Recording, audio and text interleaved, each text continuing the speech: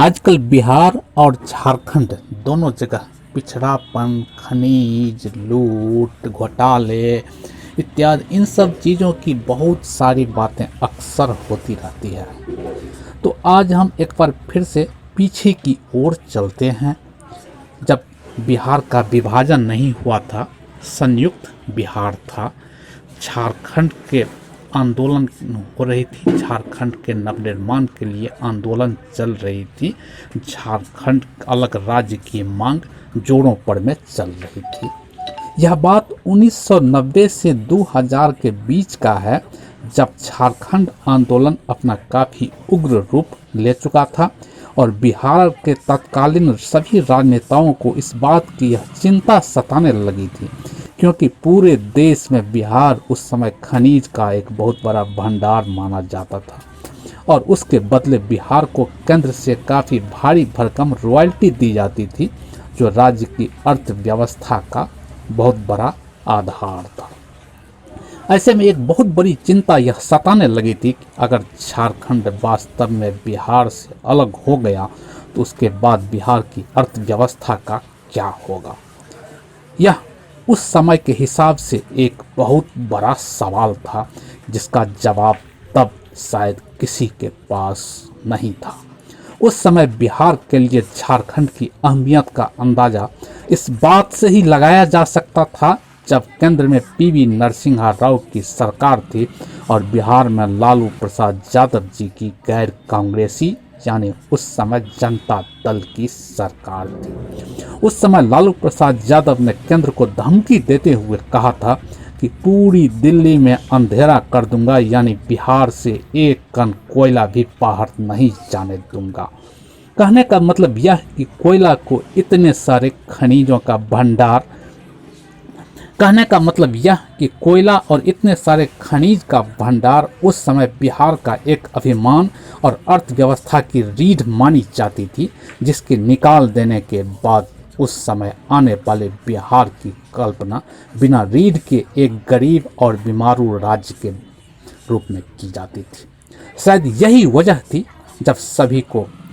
यह बात याद भी होगा कि उस समय के बिहार के मुख्यमंत्री लालू प्रसाद यादव ने यहाँ तक कह दिया था कि बिहार का विभाजन हमारी लाश पर होगा, जिसका मतलब यह था कि बिहार के विभाजन को अपनी सहमति देकर शेष बिहार के लोगों से नाराजगी लेने का जोखिम उस समय कोई भी नहीं उठाना चाहता था।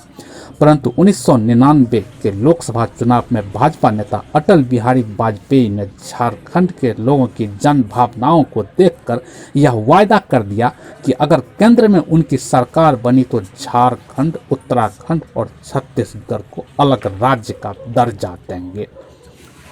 जिसका उन्हें चुनाव में काफ़ी फायदा भी हुआ और इतना ज़्यादा फायदा हुआ कि 1990 में पहली बार अटल जी के नेतृत्व में केंद्र में भाजपा की सरकार बन गई। फिर अपने वायदे के मुताबिक उन्होंने झारखंड के साथ साथ उत्तराखंड और छत्तीसगढ़ को अलग राज्य का दर्जा देने का अपना वायदा भी पूरा कर दिया। अब समय आ गया था जब शेष बचे बिहार में संपदा के नाम पर अब कुछ भी नहीं बचा था, क्योंकि शेष बिहार यानी उत्तर बिहार में स्थापित चीनी उद्योग, पेपर उद्योग सहित जितने भी उद्योग धंधे थे वह पहले ही बंद हो चुके थे। फिर तो राज्य की आमदनी का एकमात्र साधक बचा था कृषि, जो हर साल कभी सुखाड़ तो कभी दहाड़ की मार झेलते झेलते ऐसे ही बर्बादी की कगार पर चली गई थी। उस समय वास्तव में बिहार के किसानों का हालत ऐसा था कि अपने खेत में खाद और बीज डालने के लिए उसे जो बैंक से कर्ज लेना पड़ता था, उसे वापस चुकाने के लिए उसके पास पैसा जमा नहीं हो पाता था। उस समय पूरे बिहार में एक गाना गाया जाता था, तू ले ले झारखंड तोहर तोरबो घमंड। फिर बदलाव और तंग बिहार में सत्ता के परिवर्तन की मांग शुरू हो चुकी थी, जिसका नतीजा यह हुआ कि बिहार में 2005 में एनडीए के गठबंधन की सरकार बनी और उसके बाद लगातार बिहार में विकास का नया दौर शुरू हो गया, जो वास्तव में कई चुनौतियों से भरा पड़ा था। पर सारी चुनौतियों को पार करते हुए बिहार में तेजी से विकास होता चला गया, जिसका नतीजा यह हुआ कि आज का बिहार उस खनिज से भरे पड़े झारखंड से काफ़ी आगे निकल गया, जिससे हम इनकार नहीं कर सकते। दूसरी तरफ झारखंड अपने संपन्न होने के घमंड पर इतराता रहा और खुद को शेष बिहार से अलग कर लेने की खुशी का सिर्फ जश्न मनाता रहा,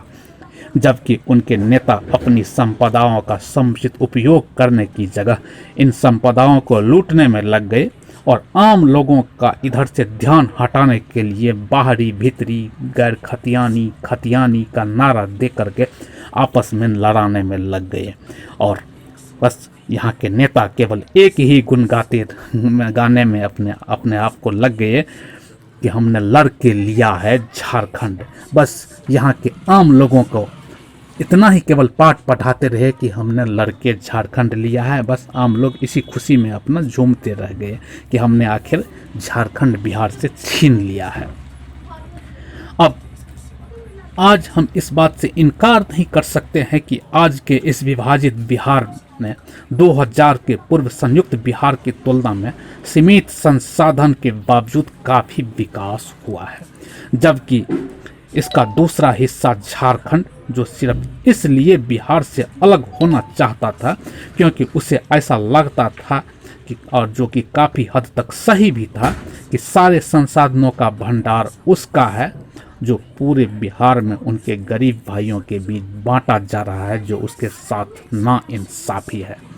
और इसलिए उसने अपने हक के लिए आंदोलन किया और उसको उसका हक मिल भी गया। साथ ही संयुक्त बिहार में उसके नेता यानी उनके संसाधनों का कैसे उपयोग हो यह तय करने वाला इसके अपने घर का नहीं होता था, पर अब उसका नेता यानी उन संसाधनों का मालिक अब वह खुद हो चुका था। परंतु यह भी एक कड़वी सच्चाई रहा कि अब तक जितने भी नेताओं ने राज्य की कमान को संभाला, उसने राज्य के विकास के लिए साफ नियत से कार्य नहीं किया। शायद इसलिए झारखंड के गांव देहात में अभी भी एक कहावत कही जाती है, जिसमें बाबूलाल मरांडी से लेकर के सभी नेताओं का जिक्र है। वह कहावत है, मरांडी मरोड़ दिया, मुंडा मोड़ लिया, सोरेन सुरख लिया और कोरा झारखंड के खनिजों को कोड़ दिया। साथ ही इस बीच झारखंड पूरे देश में एक ऐसा अनोखा राज्य भी बन गया जहां बड़ी बड़ी पार्टियों के होते हुए भी एक निर्दलीय राज्य का मुख्यमंत्री बन गया। यह भी सच्चाई है कि झारखंड बिरसा मुंडा, सिद्धू कान्हू जैसे बड़े बड़े वीरों और बलिदानियों की धरती रही है, जिन्होंने देश के लिए अपनी बलिदानी दे करके जो किया है उसकी भरपाई हम कभी नहीं कर सकते। पर हम इस बात से इनकार नहीं कर सकते कि आज हम झारखंड के लोग अपने वीरों की कुर्बानियों को खास उत्सव पर सिर्फ इसलिए याद करते हैं क्योंकि हमें लगता है कि हम ऐसा करके अपने उन पूर्वजों को खूब सम्मान दे रहे हैं। परंतु इसमें भी कोई दो राय नहीं कि हम अपने उन पूर्वजों के बलिदान के असली उद्देश्यों को पूरी तरह से भूल चुके हैं। अगर हमें अपने पूर्वजों को सच्ची श्रद्धांजलि देनी है तो हमें उन बलिदानों के असली उद्देश्यों को समझना होगा और उनके सपनों का झारखंड बनाने की दिशा में अग्रसर होना होगा। अन्यथा हम इसी तरह से खतियानी, गैर खतियानी, बाहरी, भीतरी, आदिवासी, गैर आदिवासी करके आपस में लड़ते रह जाएंगे और यहाँ के गरीब और भोली भाली जनता हमेशा की तरह इसका शिकार होती रहेगी। वहीं बिहार 2005 के बाद से जातिवादी राजनीति से ऊपर उठकर विकास की धारा में आगे बढ़ना शुरू किया था, जिसका परिणाम भी देखने को मिला। पर अब फिर से बिहार में जातिवादी आग में झोंकने की कोशिश बिहार को फिर से पिछड़ेपन की दिशा में ले जाने का आत्मघाती प्रयास होगा, जिससे समय रहते अगर महसूस नहीं किया गया तो इसके जो परिणाम होंगे उसकी हम अभी ठीक से कल्पना भी नहीं कर सकते हैं। अब आने वाला समय कैसा होगा यह तो अभी हम कुछ भी नहीं कह सकते हैं। इसके बारे में अभी कुछ भी बताना फिजूल होगा। परंतु इतना तो तय है कि अगर समय रहते बिहार और झारखंड दोनों राज्यों के राजनेताओं ने राज्य हित में अगर आत्मचिंतन करने की शुरुआत नहीं की तो इसके क्या परिणाम होंगे यह अभी कहना काफ़ी कठिन होगा। PSA लाइव न्यूज़ से मैं हूं आपके साथ संपादक अशोक कुमार झा। अगर आपकी इस बारे में कोई राय हो तो आप कमेंट बॉक्स में इसकी हमें अपनी राय की जानकारी दें, या फिर पर्सनली भी आप हमें हमारे व्हाट्सएप नंबर पर में अपनी राय से अवगत कराएं।